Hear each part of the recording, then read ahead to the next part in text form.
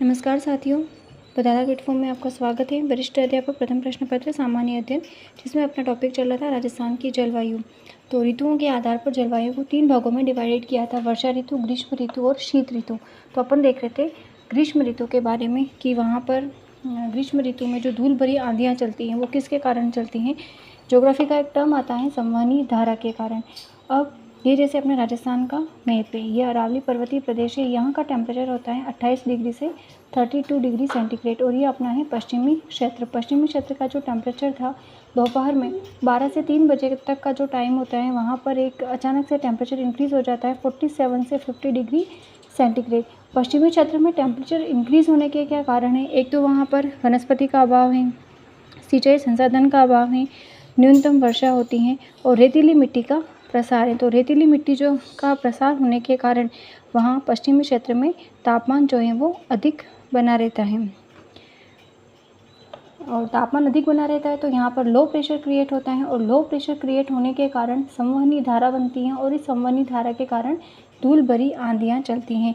अब आता है, और ये जो पवनें होती हैं हमेशा high pressure to low pressure चलती हैं। तापमान हमेशा अगर इंक्रीज़ होता है तो जो वायु दाब होता है वो घटेगा। जैसे जैसे तापमान बढ़ेगा तो वायु दाब घटेगा। ये दोनों अपोजिट में वर्क करते हैं।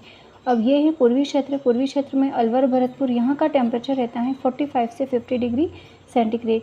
यहाँ टेम्परेचर क्यों इंक्रीज़ रहता है? क्योंकि बलुआ पत्थर की चट्टानें प्रेजेंट होने के कारण यहाँ का जो टेम्परेचर होता है वो इंक्रीज़ होता है। फिर आता है अपना ये हाड़ौती प्रदेश, यहाँ का टेम्परेचर रहता है 40 डिग्री सेंटीग्रेड। अब जैसे जैसे अपन ऊंचाई पर जाते हैं तो ऊंचाई पर जाने पर क्या होता है, टेम्परेचर में कमी आती है। जैसे क्षोभ मंडल है, ये सारी चीज़ें क्षोभ मंडल में है। ऊपर होता है समताप मंडल। तो समताप मंडल में क्या होता है, टेम्परेचर जो होता है वो इक्वल बना रहता है। अब धरातली भाग के अत्यधिक गर्म होने के कारण और आकाश के मेघ रहित होने के कारण ये धूल भरी आंधियाँ चलती हैं और ये अधिक गर्म हो जाती है, जिन्हें अपन क्या कहते हैं, स्थानीय भाषा में लू कहा जाता है। लू जो होती हैं वो पश्चिम से पूर्व दिशा की ओर चलती हैं।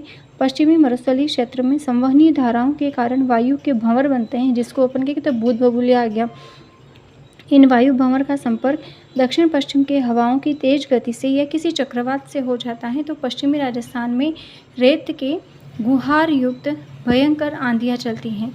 और राजस्थान में सर्वाधिक आंधियाँ वाले जिले, तो आंधियों की संख्या दे रखी है। राजस्थान में सर्वाधिक आंधियाँ कहाँ कहाँ चलती हैं, कितने दिन तक? तो गंगानगर में चलती हैं 27 दिन। ये जो डाटा है वो पुराने डिस्ट्रिक्ट के अकॉर्डिंग ही है। गंगानगर में 27 दिन, हनुमानगढ़ में 24 दिन, बीकानेर में 18 दिन, जैसलमेर में 16 दिन, बाड़मेर 13, चूरू 12 दिन, जोधपुर में 9 दिन। क्योंकि ये अभी यही चल रहा है, क्योंकि नए डाटा भी आए नहीं हैं इसके। अब राजस्थान में सर्वाधिक आंधियाँ देख ली अपन ने। न्यूनतम आंधियों वाले जिले, तो न्यूनतम आंधियाँ जो चलती हैं वो झालावाड़ में चलती हैं 3 दिन, चित्तौड़ में 4 दिन, अजमेर में 4 दिन, कोटा 5 दिन और जयपुर में 6 दिन। एक स्पेशल नोट देखते हैं कि जून जुलाई महीने में दक्षिण पूर्वी क्षेत्र से आने वाला जो तूफान होता है जून जुलाई में, उसको क्या कहते हैं अपन, वज्र तूफान। सर्वाधिक वज्र तूफान आता है झालावाड़ और जयपुर में, जबकि न्यूनतम वज्र तूफान आता है बाड़मेर और बीकानेर में। पश्चिमी मरुस्थलीय क्षेत्र का टेम्परेचर अधिक रहने के क्या कारण थे? अपन ने देखा था डायग्राम में कि रेतीली बलुई मिट्टी का प्रसार, वनस्पति का अभाव, न्यूनतम वर्षा, सिंचाई संसाधन का अभाव होने के कारण।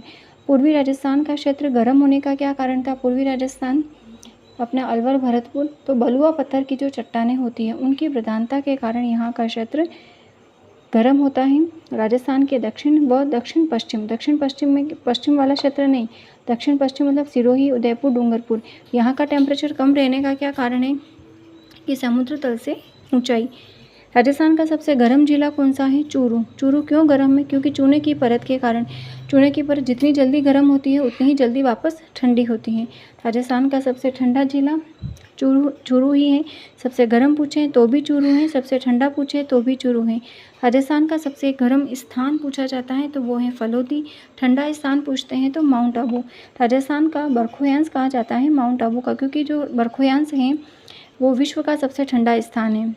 इसलिए राजस्थान का सबसे ठंडा स्थान है माउंट आबू, इसको कहते हैं बरखोयांश। सर्वाधिक दैनिक तापांतर वाला जिला अगर पूछा जाता है तो वो जैसलमेर है। सर्वाधिक वार्षिक तापांतर पूरे साल भर का टेम्परेचर के डिफरेंस वाला जिला अगर पूछते हैं तो वो है चूरू। न्यूनतम दैनिक और वार्षिक तापांतर वाला जिला पूछा जाता है तो वो है अपना डूंगरपुर। क्लियर, ये जो मेन फैक्ट थे वहाँ से अपने क्वेश्चंस बनते हैं वो अपन ने देखे हैं। आगे देखते हैं राजस्थान की स्थानीय पवनें। पूर्वैया पवनें, आथुनी पवन, ये सारी जो पवनें होती हैं कुछ स्पेशल नाम से पूछा जाता है। झोला, झोला क्या होती है? वाष्प कण के साथ चलने वाली जो हवा होती है, वेपर पार्टिकल्स के साथ में जो चलने वाली हवा होती है उसको कहते हैं तवा। जेठ महीने में चलने वाली गर्म हवा होती है। और सीली, पौष महीने में सीली जो ठंडी हवा चलती है पौष महीने में। अर्धान, तेज गति से चलने वाली हवा होती है, अर्धान कहा जाता है जिसको। अब ये देखते हैं अपन, जैसे ये अपना राजस्थान का मैप है तो ये पश्चिम से जो हवाएं चलती हैं, पवनें चलती हैं, उसको क्या कहते हैं? आथुणी या पिछवाई। पश्चिम के क्षेत्र तो आथुणों कहते हैं, आथुणों आगुणों, तो पश्चिम को क्या कहते हैं? आथुणों। पूर्व से चलने वाली जो पवनें होती हैं उसको कहते हैं पूर्वैया या परवई। उत्तर से आने वाली पवनों को उत्तरार्ध, धराऊ या धरोड़। दक्षिण से आने वाली पवनों को कहते हैं दिखणाऊ या लंकाऊ। दक्षिण लंका में तो लंकाऊ। क्लियर। अब पूर्व और दक्षिण, इसके बीच में जो पवनें चलती हैं पूर्व और दक्षिण के बीच से, उसको क्या बोलते हैं? चील। उत्तर और पूर्व के बीच की पवनों को संजेरी। उत्तर और पश्चिम के बीच की पवनों को सूर्या, ये सूर्या इंपॉर्टेंट है। और पश्चिम और दक्षिण के बीच को समुंदरी या समुंदरी। क्लियर। तो ये अपन ने जो इम्पोर्टेंट जो पवनें थी वो देखी हैं। आगे देखते हैं समदाब रेखाएं। ये जो समदाब रेखाएं हैं इनका जुलाई महीने का आकलन किया जाता है। क्या होती हैं समदाब रेखाएं? समान वायु दाब के स्थान को मिलाने वाली जो रेखाएं होती हैं उसको कहते हैं समदाब रेखाएं। अब वायु दाब क्या होता है? प्रति वर्ग सेंटीमीटर पर पड़ने वाला जो वायु का भार होता है वो कहलाता है वायु दाब। वायु दाब मापने का यंत्र क्या होता है? बैरोमीटर। और इसकी यूनिट क्या होती है? मिलीबार, जिसको MB से रिप्रेजेंट किया जाता है। तापमान बढ़ेगा तो वायु दाब घटेगा, अपन ने पहले ही देख चुके हैं अपन। अब मार्च से लेकर के अगस्त तक अपन देखते हैं समदाब रेखाओं के बारे में। तो जैसे जैसे गर्मी पड़ेगी, टेम्परेचर बढ़ेगा तो क्या होगा? वायु दाब घटेगा। मार्च में जैसे 1010 मिलीबार था, अप्रैल में हो गया 1000 मिलीबार, मई में हो गया 993 मिलीबार, जून में 990, जुलाई में 995, अगस्त में 1000 मिलीबार।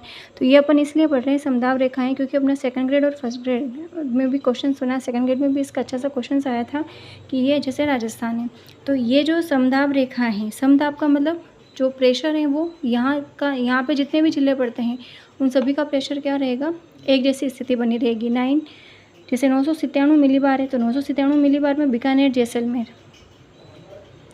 998 मिलीबार की जो समदाब रेखा होती है उसमें कौन कौन से आ जाते हैं? बाड़मेर, बालोतरा, जोधपुर, ग्रामीण, ये नागौर, डीडवाना, कुचामन, सीकर, झुंझुनू। 999 मिलीबार में सांचौर, झालोर, पाली, ब्यावर, केकड़ी, टोंक, सवाई माधोपुर।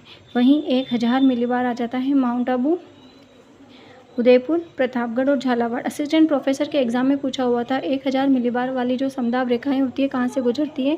सिरोही, उदयपुर, प्रतापगढ़ और झालावाड़। क्योंकि 1000 मिलीबार आया था तो इसके आसपास का एग्जामिनर दे सकता है, तो अपन ने ये चारों कंप्लीट करी है। इसे आगे की स्टडी अपन कल करेंगे, तो मिलते हैं कल की क्लास में। अगर आपको वीडियो यूज़फुल लग रहा हो तो please like, share and subscribe. Thank you.